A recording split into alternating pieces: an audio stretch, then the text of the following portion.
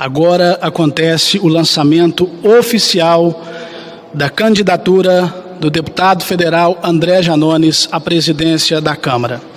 André Luiz Gaspar Janones, que tem 36 anos, é advogado e está em seu primeiro mandato como deputado federal. Nas últimas eleições foi eleito como um dos deputados mais bem votados do Brasil, ultrapassando a marca de 178 mil votos. Na Câmara, foi titular da Comissão de Seguridade Social e Família e de duas comissões que investigaram o desastre em Brumadinho. Janones é conhecido também pela sua luta incansável em prol do povo brasileiro. E agora, com a palavra, deputado federal André Janones, candidato à presidência da Câmara dos Deputados.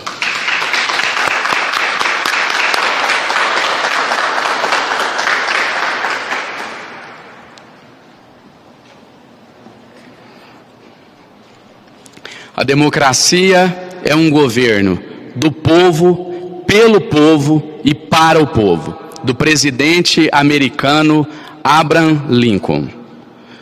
Eu quero aqui, primeiramente, desejar uma boa tarde a todos os presentes, já agradecendo também a presença da imprensa, dos jornalistas, agradecer a toda a minha equipe que está aqui presente, mas especialmente, acima de tudo, agradecer a Deus e agradecer aos milhões e milhões de brasileiros que nos acompanham neste exato momento, pelos canais de comunicação da Câmara dos Deputados, pelas nossas redes sociais, porque são vocês, é o povo brasileiro, quem sustenta, quem alicerça, quem viabiliza e quem lança hoje a candidatura do André Janones à presidência dessa casa.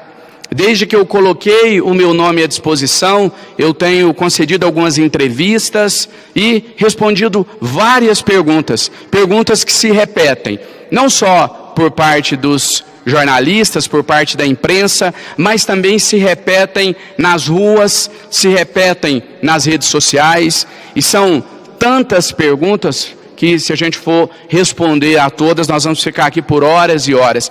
Então eu vou separar aqui algumas das que têm se repetido com mais frequência.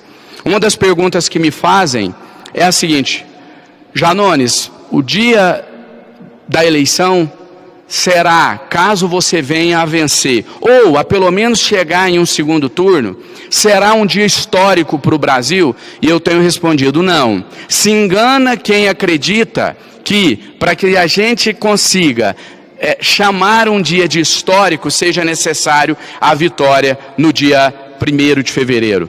No dia 2 de fevereiro. Na verdade, o dia de hoje, 14 de fevereiro de 2021, 14 de janeiro de 2021, perdão, já é, por si só, um dia histórico. Porque no dia de hoje, pela primeira vez, desde a redemocratização do nosso país, a gente tem um candidato à presidência da Câmara vindo do povo. Um candidato, uma candidatura que não nasce de conchavos, que não nasce de acordos políticos, que não nasce de interesses partidários, mas uma candidatura que nasce do interesse de todo um povo. Essa é uma candidatura para marcar posição.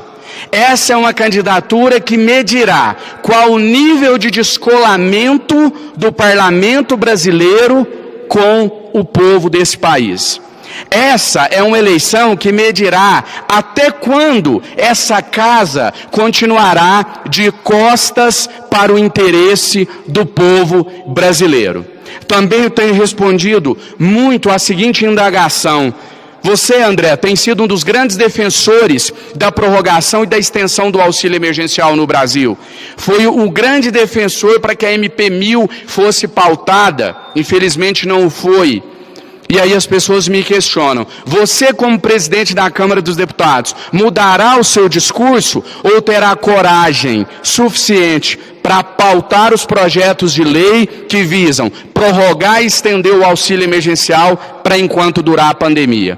Pois bem, aqui eu me dirijo a quem de fato interessa, com todo respeito aos profissionais que aqui estão, à minha própria equipe, mas eu me dirijo a quem de fato interessa, ao povo brasileiro. E faço um compromisso com essa nação, faço um compromisso com o povo brasileiro, que se eleito for presidente da Câmara dos Deputados, no mesmo dia das eleições, no mesmo dia, horas após ser eleito, já estará pautada na primeira sessão do ano as matérias que visam a prorrogação do auxílio emergencial. Esse é o compromisso que eu faço com os mais necessitados e com o povo desse país. Me desafiaram durante muitos meses a provar de onde o país poderia tirar recursos para pagar o auxílio emergencial ao povo brasileiro. Eu provei N vezes, mas infelizmente, para uma parte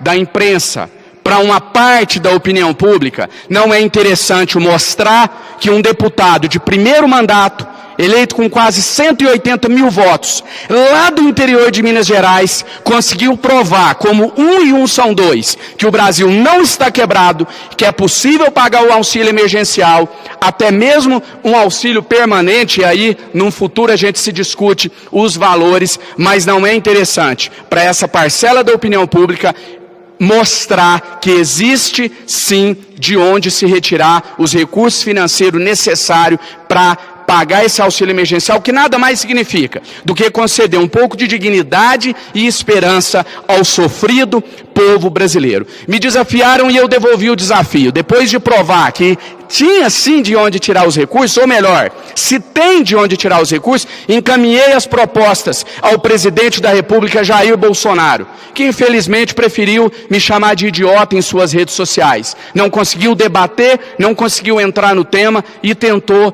me colocar como inimigo. Não sou inimigo do presidente, eu sou um amigo do povo brasileiro, eu estou do lado do povo brasileiro. Todas as matérias que vierem para essa casa, que forem de interesse do povo brasileiro, elas serão pautadas. E todas que não forem de interesse do povo brasileiro, a gente pode pautar também para se iniciar uma discussão. Não existe democracia sem discussão. Como presidente da Câmara dos Deputados, eu não vou pautar apenas aquilo que eu concorde. Eu vou pautar, inclusive, matérias que eu seja contra. Mas eu não encontrei até hoje, em 2 anos nesse parlamento, a explicação para a fuga do debate, para a covardia de setores do nosso país, para a covardia de alguns aqui no nosso parlamento que não tem coragem de olhar nos olhos do povo brasileiro e fazer um debate honesto e transparente. É muito compreensível que alguns parlamentares entendam que o auxílio emergencial não possa continuar. É compreensível o posicionamento do presidente Jair Bolsonaro.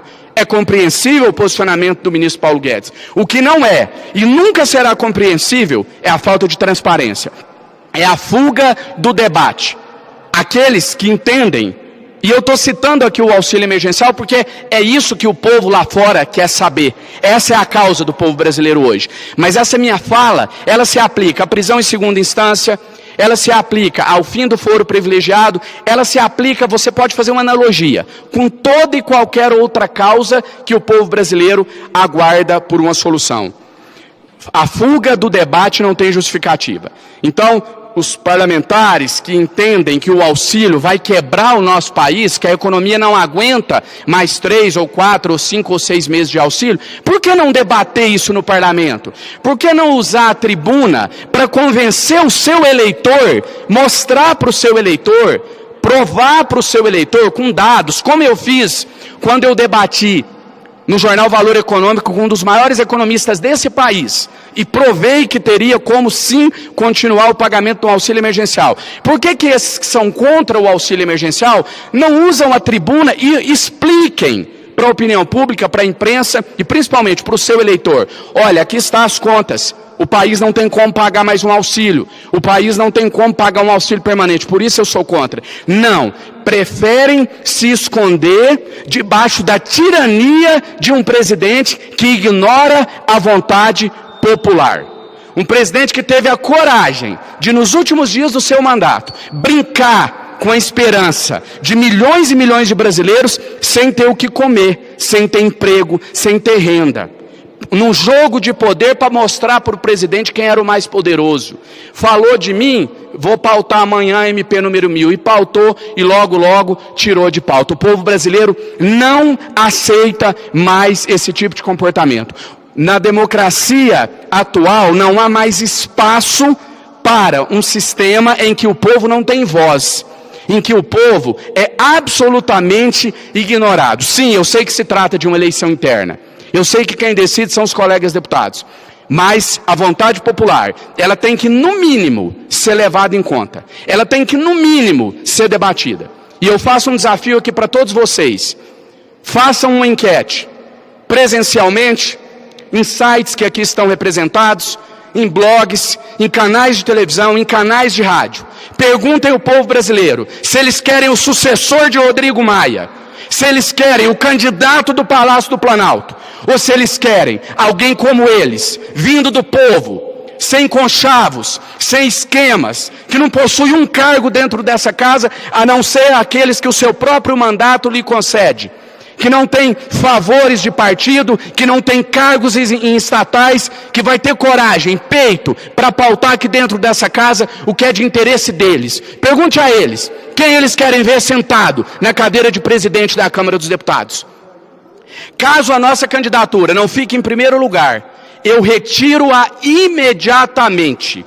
Esse é o desafio que eu lanço a todos que estão acompanhando aqui o lançamento da nossa candidatura.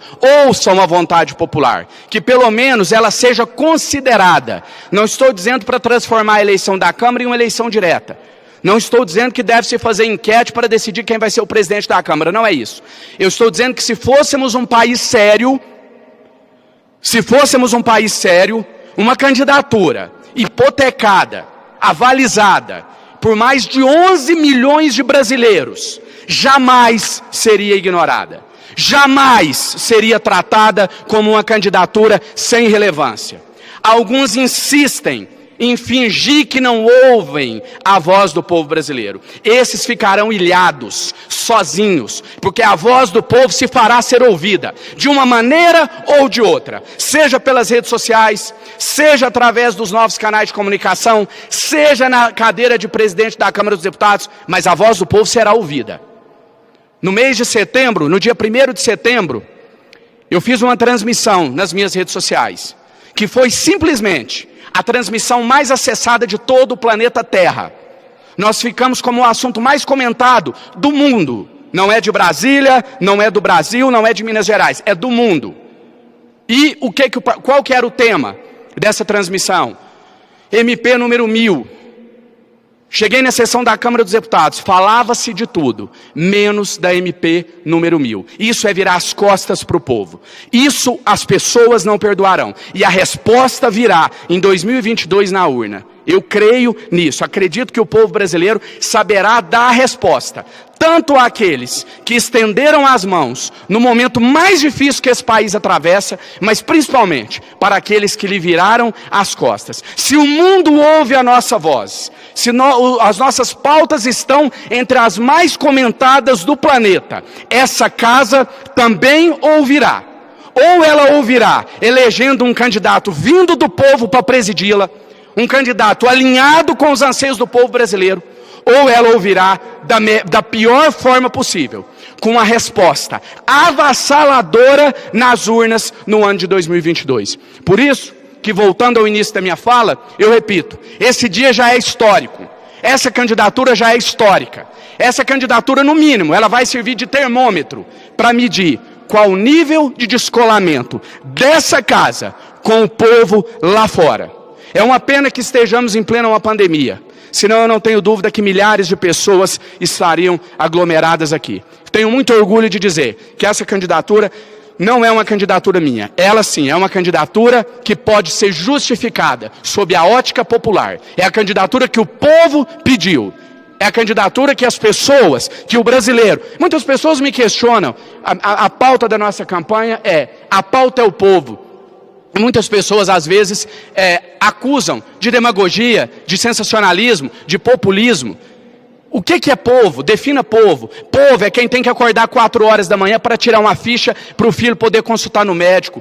Povo é quem não tem tempo para ficar no Facebook batendo boca em cima do que o presidente falou e do que o PT respondeu. Povo é quem está muito ocupado para picuinha política porque tem que trabalhar para colocar comida na mesa. Isso é povo. Pauta popular é aquela que une todos os espectros ideológicos.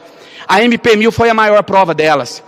Tinha e tem ainda eleitor do Bolsonaro passando fome, eleitor do PT passando fome, eleitor do PMDB, do PSDB, de todos os partidos.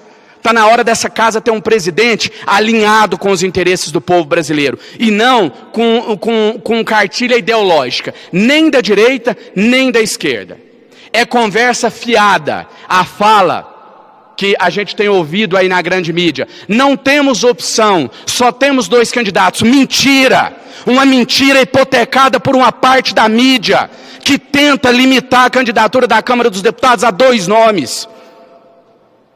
Não há essa falta de opção. Nós temos sim a candidatura do atual presidente Rodrigo Maia, temos a candidatura do Palácio do Planalto e temos uma candidatura popular. E quem quiser ficar contra a vontade popular, que fique, mas que tenha clareza, coerência, que faça de forma transparente e não escondida através de conchavos políticos. Uma candidatura como a nossa desperta algumas perguntas, como eu disse no início. Eu vou citar mais uma. Essa é a que eu mais ouço, é a campeã, principalmente por parte da imprensa. Mas a sua candidatura tem alguma chance? Você tem chance de vencer? Dizer que eu não tenho chance é deixar de acreditar no Brasil. Dizer que eu não tenho chances é admitir que eu vivo em um país onde a vontade popular é rasgada e jogada no lixo. Dizer que eu não tenho chance é dizer que o povo não manda em nada, que o povo só obedece e que o povo brasileiro não tem voz. Dizer que eu não tenho chance é desistir do Brasil. E nós não vamos desistir do Brasil. Uma candidatura hipotecada, como eu disse, por quase 12 milhões de brasileiros, ela sempre terá chance. Eu quero acreditar nisso. E eu vou acreditar nisso até o último instante. Então, ela serve, como eu disse também, o lançamento da nossa candidatura hoje, para colocar fim ao discurso hipócrita de que não temos opção. Nós temos opção sim.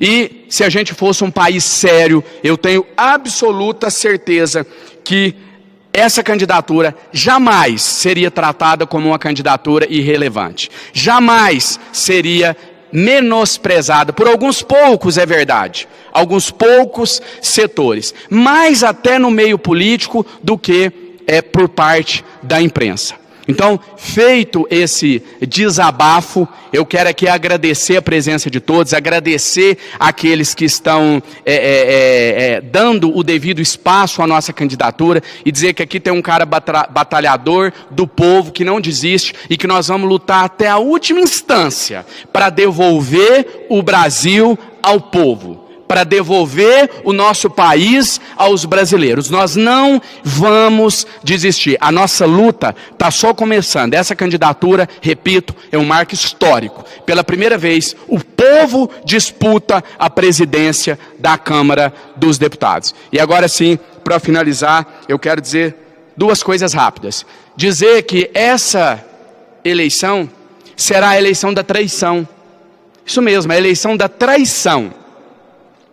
Terão que escolher entre trair os líderes partidários ou trair o povo brasileiro.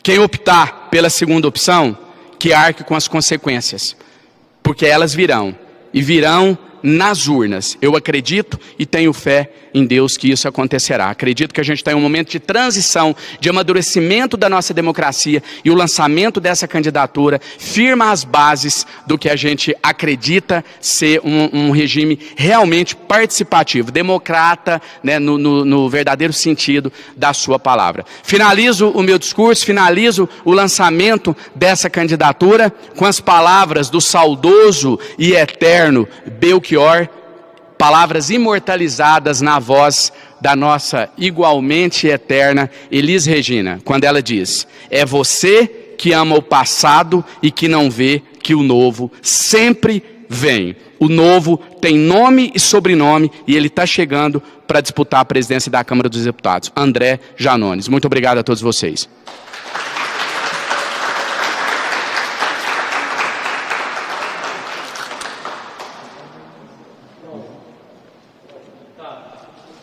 Responder perguntas?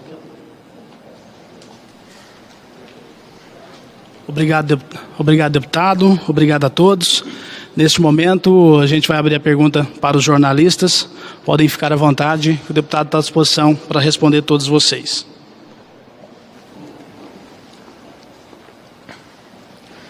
Deputado, aproveitando esse gancho da frase que o senhor usou, que não acreditar na sua candidatura é não acreditar no Brasil, eu queria saber o seguinte: os outros dois candidatos já colocados até então estão viajando, buscando votos, inclusive dissidentes de um lado e do outro, para tentar aumentar aí o seu leque de apoios. Eu queria saber que tipo de comprometimento que o senhor tem já com a sua candidatura. O senhor tem um número já de deputados que declararam apoio à candidatura do senhor? Infelizmente, em um sistema como o que nós vivemos hoje, poucos têm a liberdade de declarar, né? E ainda se cogitou em um determinado momento se tirar o sigilo do voto para a presidência da Câmara dos Deputados. Infelizmente, uma realidade experimentada não só por mim, mas por outros deputados que já colocaram o seu nome à disposição, além dos dois principais concorrentes, é de que os deputados que apoiam uma candidatura, que acreditam e que se comprometem com o voto, eles não têm coragem de manifestar publicamente, por questões internas, por questões partidárias. Então, a gente tem feito sim esse trabalho. Se eu disser para você que eu não contactei nenhum deputado, eu estou mentindo. A gente já tem alguns poucos colegas que já manifestaram o apoio à nossa candidatura. Agora, esse não vai ser o mote da minha campanha. O foco da minha campanha não vai ser viajar ao Brasil para pedir votos de deputados. Eu acho que uma maneira mais inteligente de fazer campanha é, ao invés de falar com os bois, falar com o dono dos bois, né? Os donos dos bois se chama povo brasileiro. Quem manda é o povo, ou pelo menos deveria mandar. Eu vou falar com o patrão, eu vou pedir o patrão para falar com o empregado para que ele possa dar o voto à nossa candidatura, explicando as nossas pautas, explicando aquilo que a gente defende. Isso é uma candidatura popular e essa é a maneira que a gente vai levar a nossa candidatura, buscando uma aproximação com deputados semelhantes, com deputados que têm esse contato direto com o povo, com a sua base. São esses poucos deputados que a gente já falou e que a gente já tem um comprometimento em apoiar a nossa candidatura. Publicamente, eu posso te dizer que hoje não chegam a 5 nomes, os nomes que a gente tem, para nos apoiar publicamente. De forma sigilosa, vamos chamar assim, talvez hoje a gente conseguiria chegar a 10 nomes, mas, repito, a nossa candidatura começa hoje, a nossa candidatura não começou ainda, a gente tem algumas reuniões já agendadas com alguns colegas, com dissidentes de muitos partidos, como eu disse, vou repetir aqui, essa é a eleição da traição, esse é o nome dessa eleição, essas contas onde você vincula deputados às siglas partidárias, essas contas não batem, o que os deputados falam para a imprensa não é o mesmo que a gente lê nos grupos de WhatsApp, nos corredores aqui da Câmara e no boca a boca. Então a gente vai iniciar hoje. Hoje a gente dá o primeiro passo para construir uma candidatura aí para quem sabe chegar em um segundo turno, ou se não conseguir chegar no segundo turno, pelo menos ter uma votação aí com uma certa expressão, né? Como eu disse, repito, vai ser um termômetro para medir o grau de descolamento do parlamento brasileiro com a sociedade.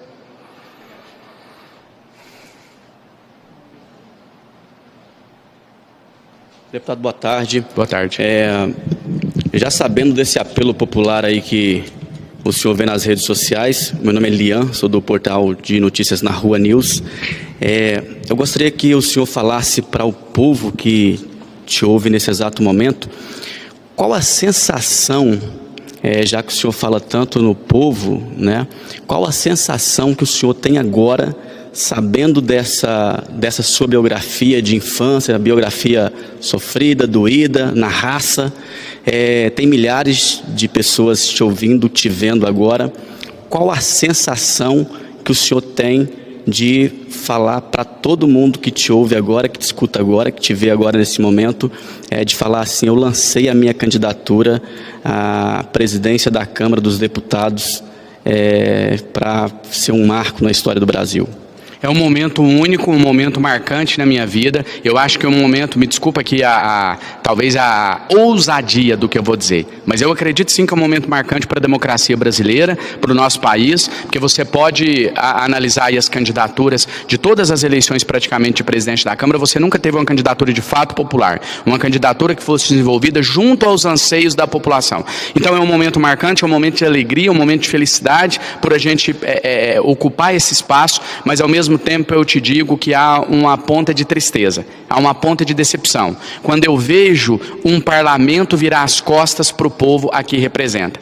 A sensação que eu tenho, eu encerrei a minha fala aqui, o lançamento da nossa candidatura, citando Liz Regina, quando ela diz, é você que ama o passado e que não vê que o novo sempre vem. Na verdade, eles veem que o novo vem, sim. Eles estão percebendo que o novo está chegando. Mas é aquela tentativa assim, olha, até o último segundo vamos resistir. Vamos fingir que não estamos escutando a voz do povo. A tristeza que eu tenho não é por não se pautar a MP1000. É como eu disse, eu acho que ninguém é obrigado a pensar como eu, e a democracia se faz da pluralidade de opiniões, da divergência dessas opiniões. Agora, a falta de clareza eu não consigo compreender.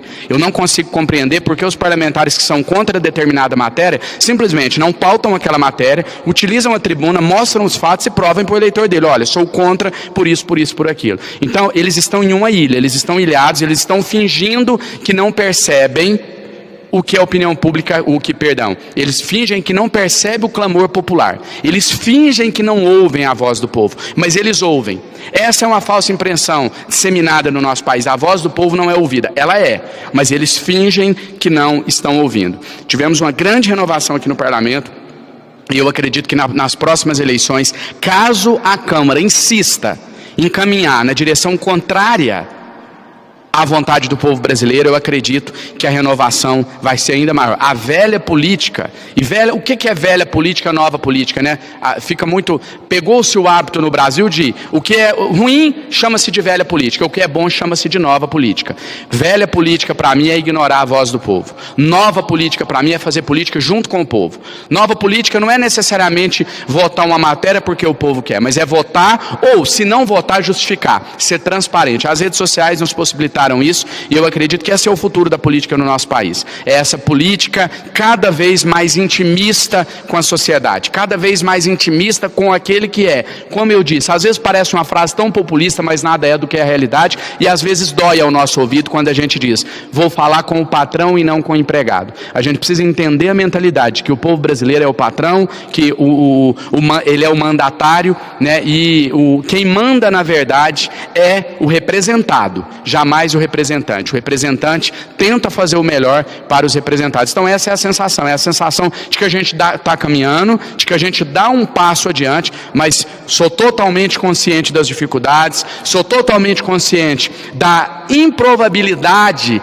de uma vitória ou de um sucesso eleitoral, ainda que não a vitória no dia 2 de fevereiro, mas isso não faz com que eu deixe de entender o dia de hoje e essa candidatura como um ato histórico.